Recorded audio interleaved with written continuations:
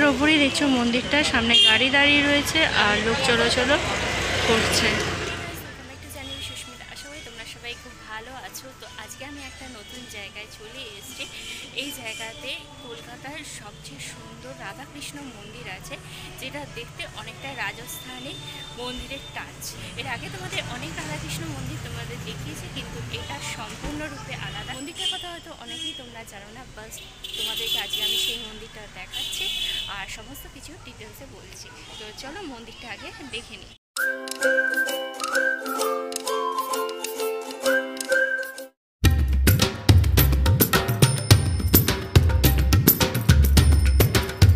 হেদুয়ার রামদুলাল সরকার স্ট্রিটে অবস্থিত কালাচাঁদ মন্দিরটি বাইরের দিক থেকে দেখতে অনেকটা মথুরার রাধারানী টেম্পল বা শ্রী লাটলি মন্দিরের মতো, আর দেখতেও যেমন, আর তার সাথে রংটাও কিন্তু প্রায় একই রং।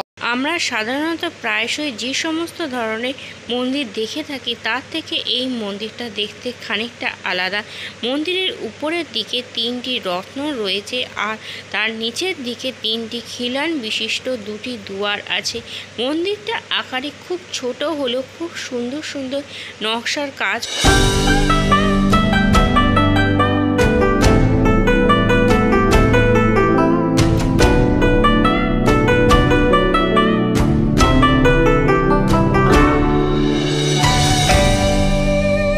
মন্দিরটা দেখো যে জানলাগুলো আছে, সেই জানলাতে ওং চিহ্ন দেওয়া আছে। আমরা যেমন এই দিকের দিকে যে জানলায় দেখছি ঠিক সেরকমভাবে ওই পাশের দিকেও দরজায় এরকমই ওং চিহ্ন।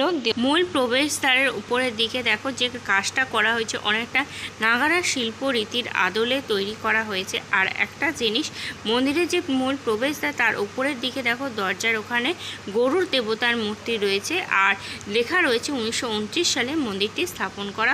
মন্দিরের উপরের দিকে যে স্ট্রাকচারগুলো আছে তাতে প্রতিটা বাদককে রিপ্রেজেন্ট করা হয়েছে, যেমন কেউ তবলা বাজাচ্ছে, কেউ ঢোল, কেউ সানায়, বিভিন্ন বাদ্যযন্ত্র বাজানো হচ্ছে সেটা দেখানো হয়েছে। দিনের বেলা হলে হয়তো তোমরা আরও ভালোভাবে বুঝতে পারবে, কিন্তু রাত্রিবেলা অনেকটাই বোঝা যাচ্ছে না, আর ওই দিকটায় লাইটও দেওয়া নেই। ওভারঅল মন্দিরটা বাইরে থেকে ভীষণই সুন্দর আর অপূর্ব দেখতে।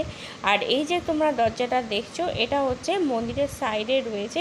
যদি কোনো সময় তোমরা মূল প্রবেশদ্বারটা এটা যে দেখছো এটা যদি বন্ধ থাকে তাহলে তোমরা পাশে এই প্রবেশদ্বারটা দিয়ে তোমরা যেতে পারো। বাইরে থেকে আমরা দেখলাম, বাইরে থেকে পুরো রাজস্থানের লুক আর কালারটা রাত্রিবেলা ভীষণ সুন্দর লাগছে। এবার চলো আমরা মন্দিরটা ভেতর থেকে গিয়ে কালাচাঁদ মন্দিরের ভিতরে আমি চলে এসেছি। মন্দিরেরটা ভিতর দিক থেকে দেখলে অনেকটা বৃন্দাবনে বাঁকে বিহারী মন্দিরের মতো আমার বেশ দেখতে লাগছে।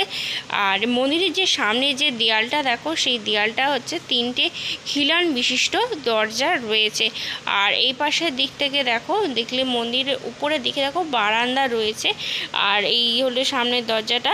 এখানে উপর দিক থেকে সামনে আর কি যে ঠাকুরকে দর্শন সবাই করতে পারবে উপর থেকে। আর মন্দিরের উপরে বাঁদিকে দেখো রাম সীতার ছবি, তারপরে রয়েছে বিষ্ণুর অনন্ত শয্যা, তারপরে রয়েছে রাধা কৃষ্ণের ছবি। মন্দিরের ভিতরে যে ঠাকুরের সিংহাসনটা দেখো সেটা দেখতে খুব সুন্দর আর বেশ কালারফুল। আর সামনের দিকে দেখো 2টো হাতি রয়েছে। আর একটা জিনিস বলে রাখি, এখানে ঠাকুরের কোনো বিগ্রহ পূজা করা হয় না। বিষ্ণুর যে শিলা খণ্ড, নারায়ণের শিলা যেটা নারায়ণ পুজো করা হয় সেই শিলায় এখানে পুজো করা হয়ে থাকে, যে বিষ্ণুর সিম্বল। আর এখানে দেখো রয়েছে ঠাকুরের সজ্জার জন্য খাট। মন্দিরের বাইরের দিকে দেখো দেয়ালটা, গর্ভগৃহের যে সামনের দেয়ালটা সেখানে দেখো শ্রীকৃষ্ণের ছোটোবেলার যে বিভিন্ন কাহিনী, সেই সমস্ত কাহিনী দেখো এখানে ছবির মাধ্যমে বর্ণনা করা হয়েছে। আর তা প্রতিটার নিচে দেখো এখানে কোনটা কি কাহিনী দেখানো হয়েছে সেটা নাম লিখে বোঝানো হয়েছে, যাতে কারোর কোনো বুঝতে অসুবিধে না হয়। এটা দেখো উপর পর্যন্ত দেখো লেখা রয়েছে, একবারে উপর পর্যন্ত। আর তারপরে এই যে এখানে যে দেয়ালটা দেখছো দরজার উপরে, এই কাজগুলো দেখো কত সুন্দর। এত বছরের পুরনো হয়ে যাবার পরও মন্দিরটা এত সুন্দরভাবে কাজ করা আর দাঁড়িয়ে আছে, যেটা দেখে বেশ ভালো লাগলো। ভীষণ ওয়েল মেনটেনেন্স আছে এই মন্দিরের, যেটা দেখে আমার পার্সোনালি মনে হলো। এই পাশে দেখো গর্ভগৃহের দরজার সামনেও আর ঠিক ততটাই সুন্দরভাবে বিষ্ণুর বিভিন্ন কাহিনী যেগুলো সেগুলো দেখো দেখানো হয়েছে, আর নামও লেখা রয়েছে যাতে কখনো কারোর না জানা থাকলে অসুবিধে না হয় বুঝতে। বেশ ভালো লাগলো এই জিনিসটা, যেটা কনসেপ্টটা আর কি, যেটা আমরা খুব কম মন্দিরে এই জিনিসটা দেখে থাকি। দেখো এটা উপর পর্যন্ত রয়েছে, বেশ ভালো লাগলো। আর এই যে মন্দিরের মাঝখানে দেখো গর্ভগৃহে একটা সুন্দর ঝাড়বাতি রয়েছে, আর সব দিক থেকেই দেখো বারান্দা রয়েছে যেখান থেকে ঠাকুরের দর্শন এবং পূজা অর্চনা যখন হবে সেটা দেখা যায়। ওই দরজাটা দিয়ে আমি এসছি।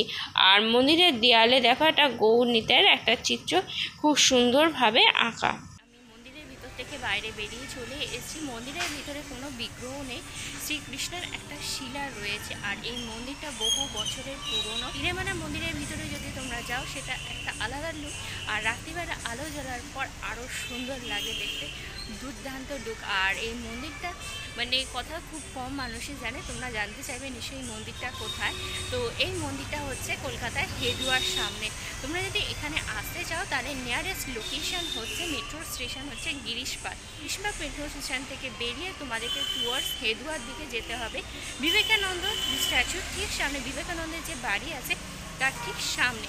আর তোমরা যদি হেদুয়ার দিক থেকে আসতে চাও বা শ্যামবাজারের দিক থেকে আসতে চাও, তোমরা যদি শ্যামবাজারের লোকেশন থেকে আসতে চাও তাহলে তোমাদেরকে বিবেকানন্দ রোডে নামতে। বিবেকানন্দর বাড়ির আগে যে চার্চটা রয়েছে, চার্চের পাশ দিয়ে যে গলিটা রয়েছে, সেই গলিটা দিয়ে হার্ডলি 3 থেকে 4 মিনিট হাঁটলেই তোমরা এই মন্দিরটা দেখতে পাবে। ভীষণ সুন্দর আর অপূর্ব কাজ করা। আর এই মন্দিরটার টাইমিং তোমাদের বলে দিচ্ছি, সকালবেলা 8টা থেকে 12টা, আর বিকেলবেলা 5:30 থেকে রাত্রিবেলা 9টা পর্যন্ত খোলা থাকে।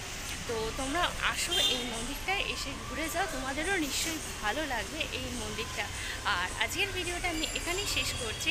তোমাদের যদি পুরো ভিডিওটা ভালো লেগে থাকে তাহলে তোমরা অবশ্যই লাইক করো, কমেন্ট করো, শেয়ার করো তোমাদের ফ্রেন্ডস আর ফ্যামিলির মধ্যে। আর আমার চ্যানেলটা সাবস্ক্রাইব করতে ভুলো না, অনেকে তোমরা সাবস্ক্রাইব না করে আমার ভিডিও দেখো, তো তাদেরকে বলছি প্লিজ সাবস্ক্রাইব করে দিও।